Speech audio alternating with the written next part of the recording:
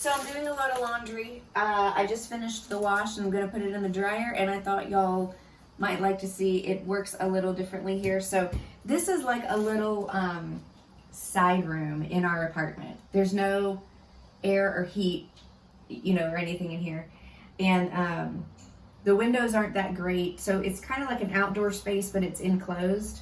But if you look back here, the water of the washing machine just goes through this pipe, and when it's all sudsy, you can see all the suds popping up out of the ground. So it's a little interesting, because if that happened in America, we'd be freaked out. But here, that's just how it works. So this ground gets wet, you know, and stuff like that. Sometimes. Anyway, so I just finished a load of laundry.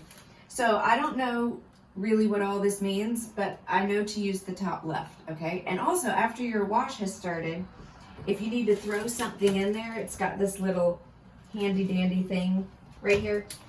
And you just load the laundry detergent and stuff in here, and it'll tell you if you're running low on these pictures here. Okay, so we just ran a load of laundry. Now we're gonna put it in the dryer, and then I'm gonna tell you how the dryer works. So we've got our stuff. Watch the angle of, hold on, let me just, because we don't need to do a close-up of my rear end. Okay, now the dryer, it's not very common in Korea to have a full dryer. Therefore, we don't really have space for it. So our dryer sits in our kitchen. So you throw the clothes in here, okay? It doesn't need, there is like this little lint trap, but it doesn't need like a dryer sheet. The way the dryer works is it sucks out all the water of the clothes and puts it in this. And then you dump the water out. So there's no vent. There's no vent in this dryer because it doesn't use hot air to dry your clothes. It is an inverter motor. It spins and sucks the water out of your clothes. There is a heating element in it. Your clothes are warm when you get them out, but it does not dry your clothes by using hot air.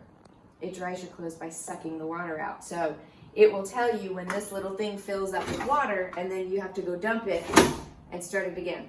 The pro about this is that it's supposed to be friendlier on your fabrics. The blowing of the hot air apparently screws up some fabrics. The con is that a load of clothes to dry can take 3 to 4 hours. So that's the bad news about it, is that it does not dry as quickly, but apparently it's more energy efficient and friendlier to your fabrics. So we just put a load in here, tiny load.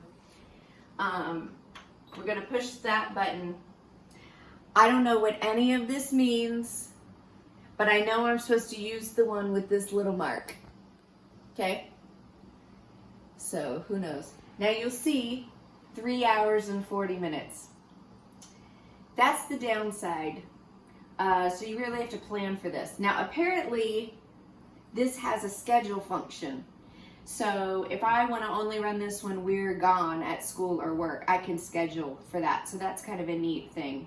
But there's no vent needed, so you can put this anywhere you want. You don't have to hook it up to an outdoor vent.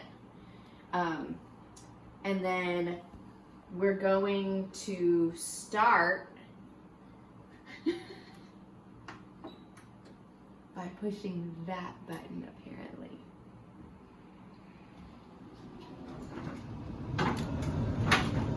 And there you go. And what it'll do is it spins one way, then it stops, then it spins another way, then it stops, and it does this basically for 3 hours and 40 minutes. And then if it fills with water during that, it'll make a little sound and it'll stop what it's doing until you empty the water out and put it back in. So that is washing and drying clothes in Korea.